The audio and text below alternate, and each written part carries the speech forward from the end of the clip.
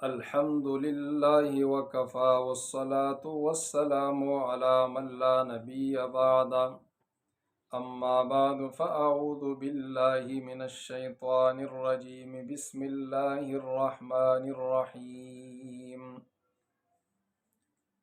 إذ أخرجه الذين كفروا ثاني اثنين إذ هما في الغار إذ يقول لصاحبه لا تحزن إن الله معنا آمنت بالله صدق الله خالقنا العظيم۔ وہ پہلا مددگار، وہ پہلا صحابی، وہ پہلا مددگار، وہ پہلا صحابی، نبی نے جسے ہر قدم پہ دعا دی، وہ افضل بشر بعد از انبیاء ہے، وہ افضل بشر بعد از انبیاء ہے، وہ جان صداقت، وہ جان فدا ہے، فرشتے اسی کے اداؤں پہ عاشق، فرشتے اسی کے اداؤں پہ عاشق، اسی کے نماز و دعاؤں پہ عاشق، نبیوں سے کمتر اماموں سے اعلیٰ، نبیوں سے کمتر اماموں سے اعلیٰ، محمد سے ہر دم وفا کرنے والا، وہ صدیق اکبر ہی جس کا لقب ہے، وہ صدیق اکبر ہی جس کا لقب ہے، وہ پہلا خلیفہ، وہ پہلا عرب ہے، بشر کی صداقت کا وہ معیار ٹھہرا، بشر کی صداقت کا وہ معیار ٹھہرا، صداقت کا اونچا وہ پہاڑ ٹھہرا۔ سامعین محترم، جمادی الثانی کا مہینہ چل رہا ہے، اور اسی مہینے میں ایک ایسی شخصیت کہ جس کے بارے میں رب ذوالجلال نے فرمایا کہ یہی شخص صادقوں کا صادق اور سچوں کا سردار ہے، وہ شخص کہ جس کے بارے میں جنابی نبی کریم صلی اللہ علیہ وسلم نے فرمایا کہ اگر میں اللہ کے علاوہ کسی کو دوست بناتا، خلیل بناتا، تو لاتخذت ابا بکر خلیلا، تو میں ابو بکر صدیق رضی اللہ تعالی عنہ کو خلیل بنا لیتا۔ اور وہ شخصیت کہ جس کے بارے میں جنابی نبی کریم صلی اللہ علیہ وسلم نے ارشاد فرمایا کہ میں نے جب اسلام پیش کیا لوگوں پر تو لوگوں نے اس میں سوچنے کا وقت مانگا، ذرا اس میں ہچکچائے اور سوچنے لگے، لیکن جیسے ہی میں نے جنابی ابو بکر صدیق رضی اللہ تعالی عنہ پر اسلام پیش کیا تو انہوں نے اسلام کو فوراً قبول کر لیا اور کوئی سوال بھی نہیں کیا کہ آپ جو اسلام پیش کر رہے ہو اس کی دلیل کیا ہے، کوئی دلیل نہیں مانگا۔ تو اس لیے شاعر نے اس کے بارے میں کیا کہا کہ وہ پہلا مددگار، وہ پہلا صحابی، نبی نے جسے ہر قدم پہ دعا دی، یہ پہلا صحابی ہے کہ جب ہر طرف سے نبی کریم صلی اللہ علیہ وسلم کو لوگ اذیت دے رہے ہیں، تکالیف پہنچا رہے ہیں، اور آپ کا کوئی دوست موجود نہیں ہے روئے زمین پر، اس وقت ابو بکر صدیق رضی اللہ تعالی عنہ وہ آپ صلی اللہ علیہ وسلم کے لیے ڈال بنتے ہیں، اور وہ ہر طرف سے دشمنوں کے زور کو توڑتے ہیں اور آپ صلی اللہ علیہ وسلم کی دفاع میں وہ کھڑے ہو جاتے ہیں۔ جیسے کہ حضرت علی رضی اللہ تعالی عنہ سے کسی نے پوچھا کہ سب سے بڑا بہادر کون ہے، وہ شخص چونکہ اس کا جو سوال تھا وہ انداز ایسا تھا کہ وہ شرارتی انداز سے پوچھ رہا تھا، اس کا انداز ایسا تھا، اس سے پتہ چلا کہ یہ شخص کیوں پوچھ رہا ہے، اور اس کا مقصد یہی تھا کہ حضرت علی رضی اللہ تعالی عنہ بڑا بہادر ہے، چونکہ اس نے خیبر کی جو وہاں دروازہ تھا، اس نے ایک ہاتھ سے اس کو اکیڑا، اور مرحب نامی جو ایک پہلوان تھا کہ جس کے بہت سارے لوگ مل کے بھی اس کا مقابلہ نہیں کر سکتے تھے، اور حضرت علی رضی اللہ تعالی عنہ نے جب مرحب کے اوپر وار کیا تو ایک وار سے ہی اس کو دو ٹکڑے کر دیا۔ تو اس کے ذہن میں یہ بات تھی کہ میں یہ بات اگر پوچھوں گا حضرت علی رضی اللہ تعالی عنہ سے کہ سب سے بڑا بہادر کون ہے، تو جواب میں وہ فرمائے گا کہ سب سے بڑا بہادر میں ہوں، لیکن قربان جاؤ انہوں نے کیا جواب دیا؟ انہوں نے فرمایا کہ سب سے بڑا بہادر وہ حضرت ابوبکر صدیق رضی اللہ تعالی عنہ ہے۔ تو اس شخص نے پوچھا کہ وہ کیسے بہادر ہے، وہ کیسے، کوئی دلیل؟ تو حضرت علی رضی اللہ تعالی عنہ نے فرمایا کہ اس لیے وہ بہادر ہے کہ جب نبی علیہ الصلاۃ والسلام نے اعلان نبوت کیا تو اس وقت میں تو چھوٹا سا بچہ تھا، میں تو آپ صلی اللہ علیہ وسلم کے جو کوئی اس کے ساتھ تعاون نہیں کر سکتا تھا، اور دشمنوں کے مقابلے میں کھڑا نہیں ہو سکتا تھا۔ اس وقت جب آپ علیہ الصلاۃ والسلام کے لوگ مخالف تھے، اپنا چچا بھی خلاف ہے، اور قریش کے بڑے بڑے سردار وہ سارے کے سارے خلاف ہے، ہر طرف سے نبی علیہ الصلاۃ والسلام کو تکالیف پہنچائی جا رہی ہے، کوئی مددگار نہیں ہے، تو حضرت ابوبکر صدیق رضی اللہ تعالی عنہ واحد انسان ہے، واحد فرد ہے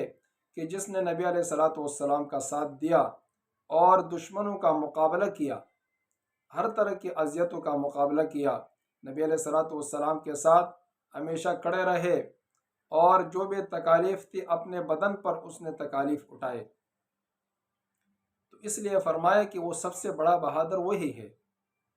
تو وہ شخص یہ جواب سن کر وہ بھی سمجھ گیا۔ تو حضرت ابوبکر صدیق رضی اللہ تعالی عنہ پہلا خلیفہ ہے، اور ان کو وہ سعادت حاصل ہے کہ نبی علیہ الصلاۃ والسلام نے اپنے بیماری سے چند دن پہلے اپنے مصلی پر کھڑا کیا، اور آپ علیہ الصلاۃ والسلام کی موجودگی میں حیات میں وہ ابوبکر صدیق رضی اللہ تعالی عنہ وہ نبی علیہ الصلاۃ والسلام کے مصلی پر کھڑے ہیں اور نمازیں پڑھا رہے ہیں۔ تو یہ وہ صحابی ہے جس کو پیغمبر نے خود منتخب کیا کہ میرے بعد اگر کوئی میرے مصلی پر آ سکتا ہے میرے بعد تو وہ ابوبکر صدیق ہے۔ اور پھر وہ جب سفر والی رات جب آپ علیہ الصلاۃ والسلام ہجرت کر رہے تھے تو اس رات بھی ابوبکر صدیق رضی اللہ تعالی عنہ کے گھر پر گئے اور فرمایا کہ آپ میرے ساتھ ہجرت پر چلے، اللہ نے حکم دیا ہے آپ میرے ساتھ ہجرت پر جائیں گے۔ تو ابوبکر صدیق رضی اللہ تعالی عنہ نکلتے ہیں اور نبی علیہ الصلاۃ والسلام کے ساتھ وہ چلتے ہیں، ہجرت پر جاتے ہیں کہ ہر طرف دشمن ہے، اور دشمن آپ علیہ الصلاۃ والسلام کو ڈھونڈ رہے ہیں کہ آپ کو نعوذ باللہ قتل کر دے، تاکہ یہ دنیا سے آپ علیہ الصلاۃ والسلام کا نام و نشان مٹ جائے۔ تو ابوبکر صدیق رضی اللہ تعالی عنہ آپ کے ساتھ جاتے ہیں اور ہجرت کرتے ہیں، اور پھر غار میں جب داخل ہوتے ہیں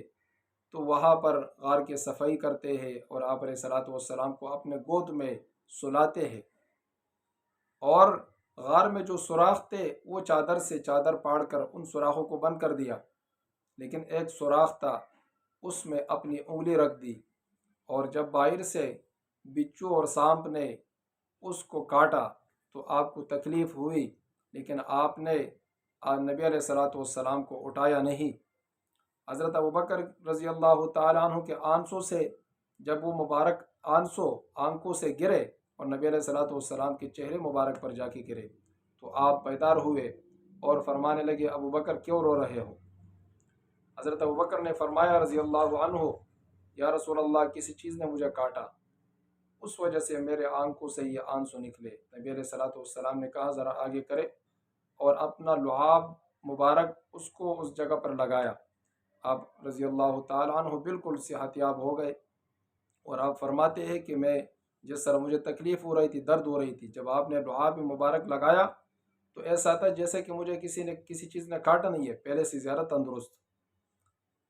تو حضرت ابوبکر صدیق رضی اللہ تعالی عنہ پہلا خلیفہ ہے مسلمانوں کا، مومنین کا، اور آپ رضی اللہ تعالی عنہ وہ 22 جمادی ثانی کو اس دنیا سے رخصت ہو چکے، تو اس لیے اکثر اہل سنت والجماعت ان کا یہ مطالبہ ہر سال ہوتا ہے حکومت وقت سے، حکومت پاکستان سے، کہ یہ 22 جماعت الثانی جو امیر المؤمنین اور خلیفۃ المؤمنین خلیفۃ المسلمین ہے، خلیفہ اول حضرت ابوبکر صدیق رضی اللہ تعالیٰ عنہ، جو ان کے جو وفات کا دن ہے وہ باقاعدہ طور پر ان کو سرکاری سطح پر منائے، اور یہ اعلان کرے کہ اس دن چھٹی ہے۔ یہ چھٹی کیوں منائے؟ تاکہ تمام مسلمانوں کو پتہ چل جائے کہ اس دن ایک بڑا سانحہ ہوا تھا، اس دنیا سے